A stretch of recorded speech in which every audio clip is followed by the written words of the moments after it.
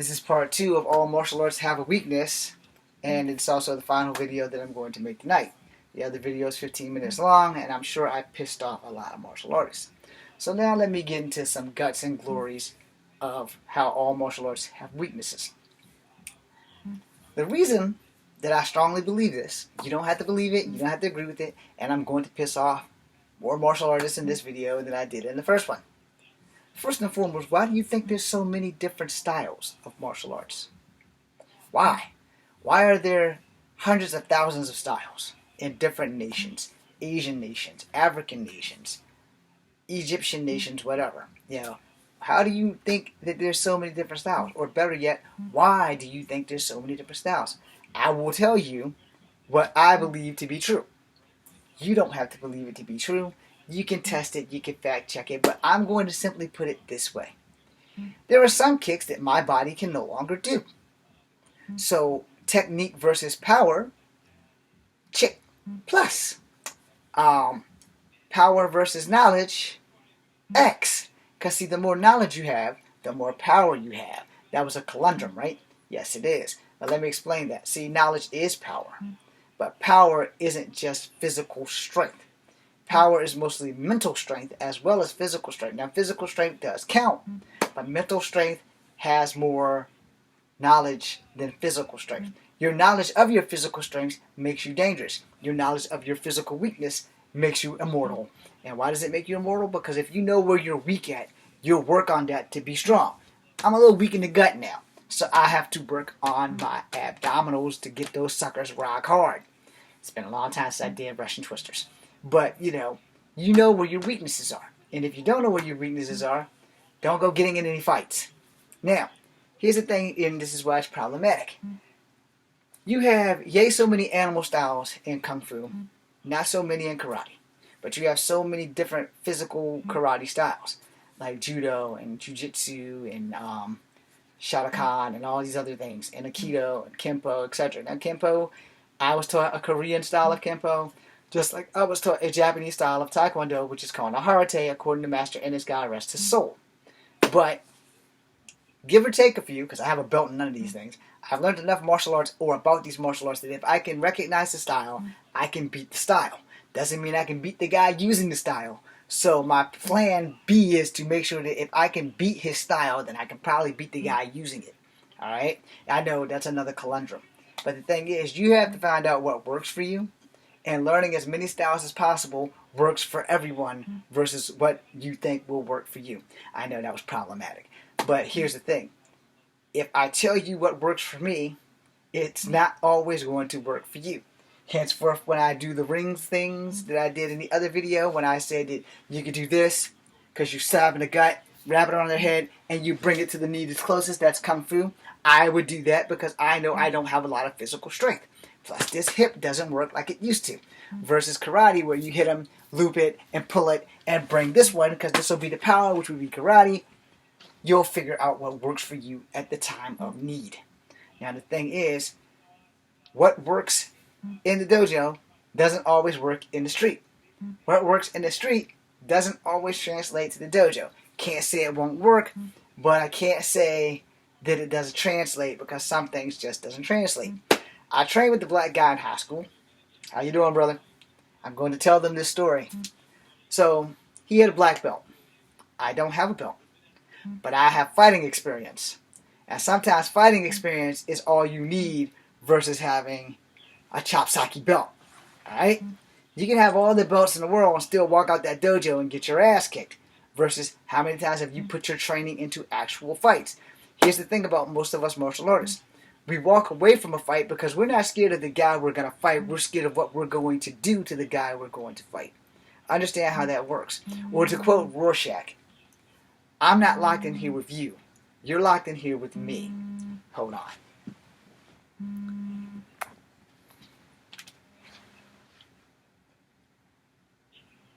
Well, I missed it. Okay. Anyway, I'll try to get back with that person. Alright, so, where the hell was I? Okay. I'll email her in a minute. Anyway, the thing is really quite simple. You know, when you are in the actual midst of combat, what you know and what you can do changes up as the battle goes on. Most fights really, outside of controlled environments, really only last 3 to 5 minutes. Where if you're in a controlled environment, you have 5 minute rounds, you know, or 3 5 minute rounds, or however that goes. Unless you're like boxing, where you're set to go 12 rounds. I don't know what the the distance of the rounds are, but for like most MMA or UFC shit, it's 3 5 minute rounds, or is it 5 3 minute rounds? I don't remember, but it's between 3 and 5. But in real life, most fights last anywhere between 1 to 5 minutes. It just depends on how good the guy you're fighting is, or how good you are. So it's problematic. Now, what does happen is that, you know, when you are fighting someone, you need to understand how things work. I know. I'm going back to that in a second. And I had to think about what it was, why I had to give you facts before I could go back to my sparring match with my bro from high school. Alright, like I said, he's a black belt, and I'm not. So when we were sparring, before Mr. Leatherwood got involved, yeah, we sparred every day and he could never beat me. And one day he decided that he was going to do a judo throw. And when he judo threw me, he was doing like a one-arm shoulder throw. And as he threw me, I landed on my feet and still had a lock on him and pulled him towards me. And then I faked the punch like I was going to hit him, and I let him go. He's like, I've never seen that done before. Prior to that, before that happened, we had a sparring match. I ran up the wall and threw a punch at him. And he's like, I was never taught that in school. And I was like, because that's not from a kung fu school. That's straight up from the fucking streets. I also stole that shit from a comic book known as Captain America. So the Superman punch, for all you who don't know, is actually a Captain America punch. Well, what's his name? The Marine made it into the Superman punch, and Roman Reigns made it into the Superman punch. But it's actually a Captain America punch where you spring off the wall and hit shit. I was doing it long before those guys were doing it. So I stunned him when he did the judo throw, and he's like, no one's ever been able to flip and land on their feet from a judo throw. I said, I'm not no one. I live, breathe, and eat and sleep this shit. It is who I am.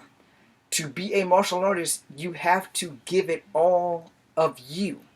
And the thing with that is, a lot of people don't understand how that works. Alright? And as a martial artist, you can't do it half-ass. Now, there are going to be a lot of people who are going to go against that, and that's fine. Because here's the thing. What are you taking martial arts for? Alright? 20% of you who are taking martial arts are taking it because of Bruce Lee. Alright? I took it because I was a street fighter from the age of 6 to the age of 12. You can believe that shit or not. I don't care. I know what I've done. I don't have to prove shit to you. But at the same time, you have to understand how this stuff... Hold on. How this stuff works. I am filming. I will have to get back with the 5 of you in a hot minute. Say hi to Kung Fu Havoc. Hello, everyone. Okay, catch you guys in a minute. See, that's why I probably need to learn how to cut this damn thing off when doing stuff like that.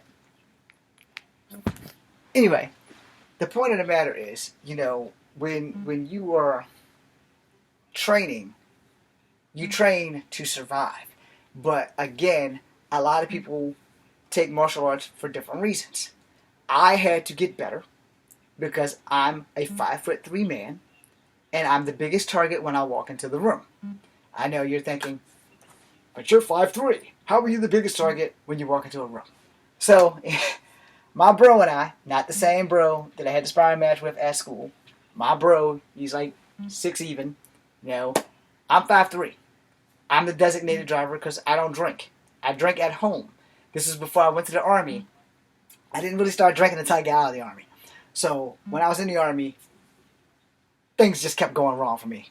That's why I have a new hip. But, you know, when I got out, I had bigger bouts of depression than when I went in. So, I started drinking. prior to the Army, prior to my drinking issue, I probably drank maybe once or twice on an occasion if I knew I could spend the night at somebody's house. But the very first time that I drank a Magnum, a 211, and I tried to kill all of my friends. So I knew that drinking was not for me. As I got into the Army, I got a little older, I got able to handle my liquor a little better. So, I converted from beer to vodka with the exception of Corona. I will drink a Corona. It's the only beer I like. All hell Corona. So, when we used to go out, he would do all the drinking, and I would drive him home. Alright, so we would drive to Harrisonburg, and all the kids at JMU would be at the Highline Pavilion. And, at first we couldn't go in our t-shirts. We had to wear button-down shits like that. So, eventually, they let us start coming in normal gear like everybody else. So, when we would go to these schools and stuff, these damn bars and stuff, I would always place myself with my back towards a door, where I would pick one corner of the room where I could see every exit of the room. And he's like, why do you do that? Why do you always position yourself in a certain spot in these places? I said, because when shit go down, I need to know where the door is. I need to know where you are. We are closer to this door. We can fight our way to that door and get the fuck out. He said, how you figure that? I said, because everybody in this bar is 6'2" or better. I'm 5'3". The first person that they're going to want to hit is the little guy. They don't know what I know, but I do know that they're going to want to hit me. Because all through school, because I stopped growing at like 17 or 18, maybe 19, but I only made it to 5'3". So I'm 5'3" and a half in actuality. I'm a very short guy. I'm the size of the average Vietnamese woman. And whenever there's always a problem, someone's always looking to hit the little guy first. Because they don't know that us little guys actually can kick their ass. So they'll look at the little guy like, yeah, I'm going to take the little guy. I learned this playing football in my same friend. They needed some heads to fill in. So my cousin, our dog, and I, before I had to go to work, decided, okay, we'll go play with them for a little while, but I got to go to work. And that whole time at work, I was mad because these guys kept trying to tackle me at my knees. And I decided that they weren't going to keep doing that. I'm going to start cracking heads with my feet, which is what I've done. Every time someone dove at my fucking legs, this is the short version, I kicked them in the face. He's like, you can't do that. I said, you're not supposed to be tackling me at the knees. I said, y'all think you're going to ruin my career. You're sadly wrong. I'm going to ruin your career and your faces. So whenever we played, until they stopped letting me play, they tagged me. Because every time someone dove at my knees, I booted them right in the face. It's like, I don't know who you think I am. I'm not a football player. I'm a kung fu master. If you're coming low at me, you're going to the hospital. Simple as that. The point being made is that when you are the smallest guy in the area, you are the biggest target because all the big guys want to hit the little guy because they think that the little guy's not going to Wolverine the shit out of their ass. They haven't fucked with me. No. But to the point of the club and shit, I always position myself where my back's to a wall and I can see that door, the fire door, that door, and the bathrooms. And if you want to know why, if I have to go to the bathroom, I can make weapons in the bathroom. Alright? All I need is a paper towel roll and the spool. And you'd be surprised at what you can do when your back's against the wall. Alright? But the point of the matter is, fighting in the dojo ain't the same as fighting in the streets. All martial arts have a weakness. You have to figure out what it is. And it's not always the martial artist using the weakness, it's sometimes the martial artist itself. You have to wait for an opening in a lot of fights. Which is why when you're in a controlled environment, like MMA, UFC, those sporting events, you're getting paid to take a beating. They really don't want those fights to end lickety-split, because then nobody really gets their money's worth, But in the streets, you personally want that fight to end lickety-split, because you don't want to be stuck in a fight with an ace that can take a beating and that can go round after round after round. Trust me, fighting experience is everything. Alright? Fighting experience is everything. Because I'm going to have to make a third video about fighting experience. Thanks for watching, guys. Kung Fu Havoc number 2. Peace and